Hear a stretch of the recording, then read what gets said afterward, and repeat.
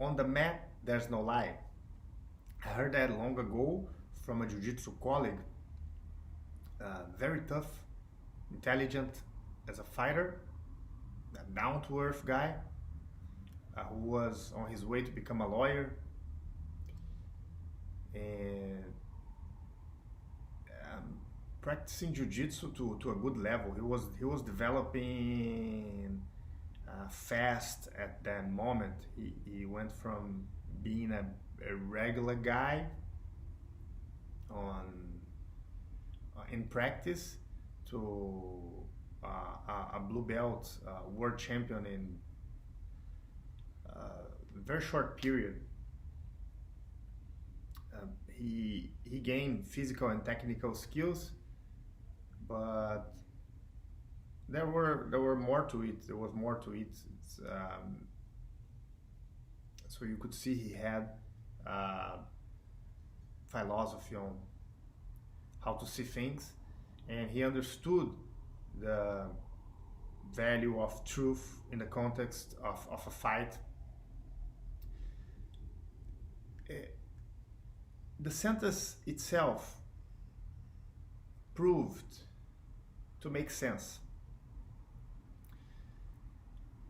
That's the reason I'm still using it as a concept today. It's been uh, 15, maybe more, maybe 18 years, almost 20 years that he told me that. In Jiu-Jitsu, we are too close to each other, and from a close distance it's harder to hide, to fake. We get to know each other, your opponent, your colleagues, your partners, and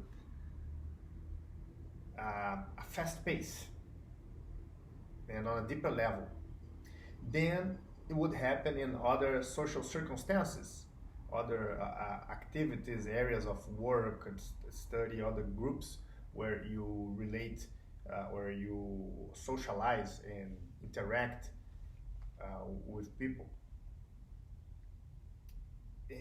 Plus, there is the competitive aspect of the fight itself, where one person has to win and the other loses when we look at it raw.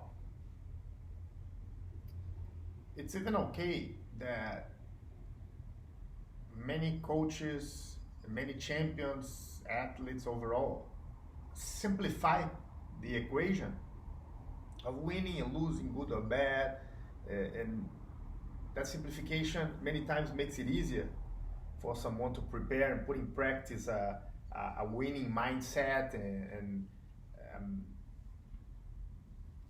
but that's not the subject we're gonna explore today. Let's stick with the truth and its importance on determining the outcomes, the career and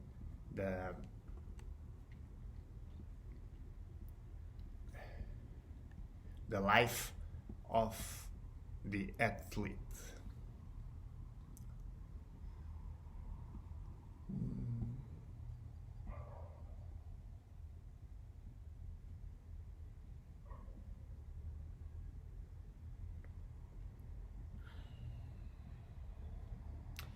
Uh, Mike Tyson says the Custamato before, just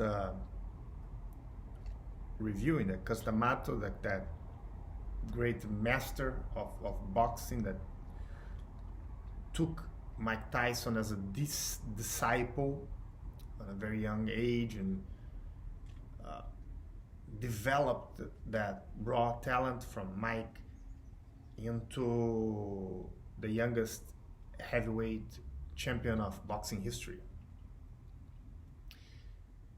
His method of teaching Mike was deep compared to usual sports training. It would involve a whole lifestyle and the mind uh, beyond the positive thinking itself, but into values and virtues and traits of a champion and even of a killer. So the truth, of course, is important in boxing as well. It's really hard to fake that you're a killer. Boxing, you have the intention of hurting the other person, at least during the match. That's how you score your points, and that's how you win the fight, by hurting the other, which is not exactly the same as jiu-jitsu, but truth is still relevant, maybe one of the biggest factors. And here Mike Tyson tells that before preparing a boxer to be a champion, Cus would go through a series of conversations. Those had the goal of reaching the most absolute truth about that person. So you see that Cus D'Amato would reach for deep within that prospect before building the champion on top of that truth that was already there. It was important to get to know that disciple deeply.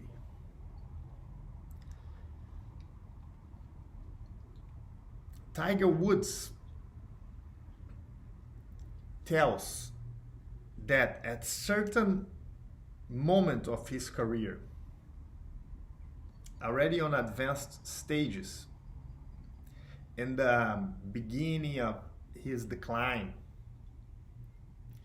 he realized that in his perception, he was living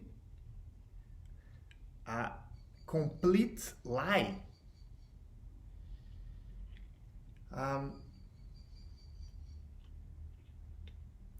That's an extreme conclusion, and of course there's a lot of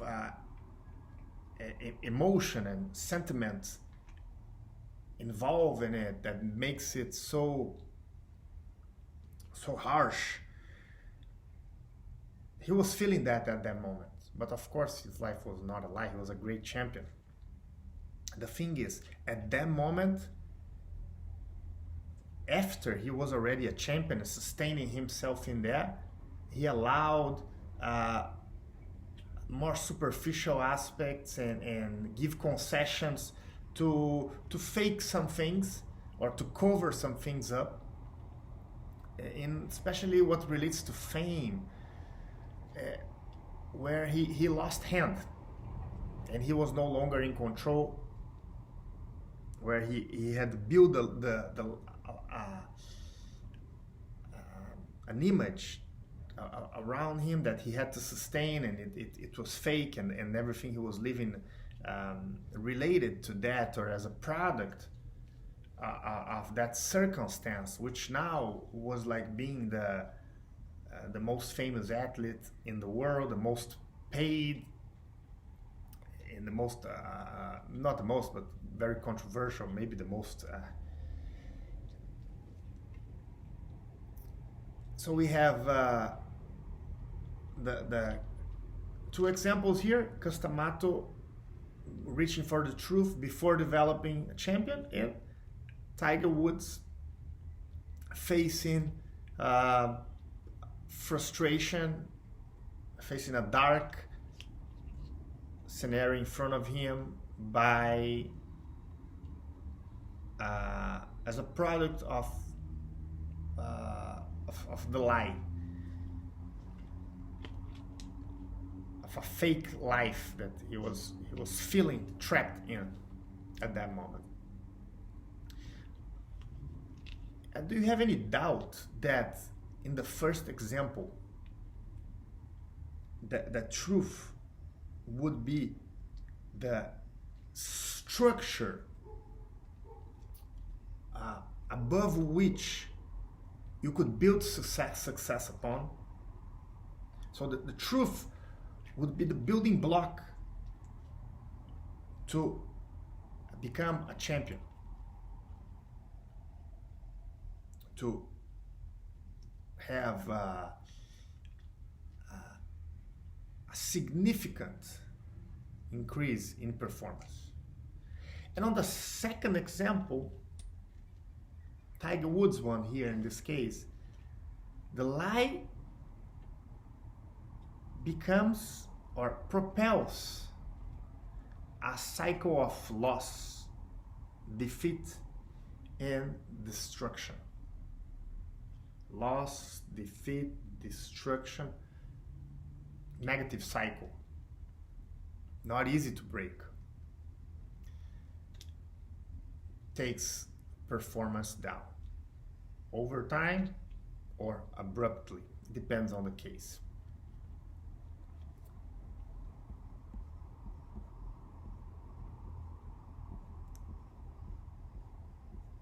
So when you become a great champion, level that I haven't reached, have I wanted to? Yes, of course. Gave my best to get there within my abilities and knowledge at the time, but couldn't. Observing those who achieve such level, statistically is a very small number of people.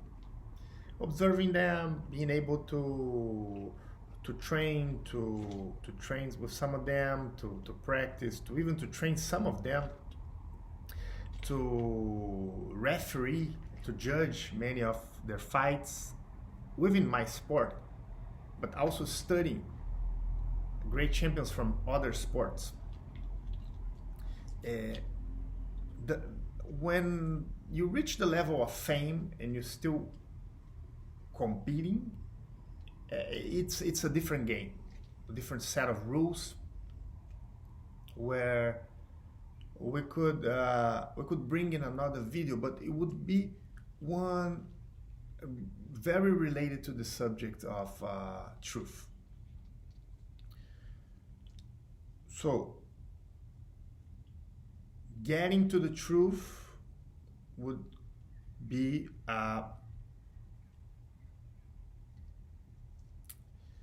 it would be the best path, getting to the truth as fast as possible.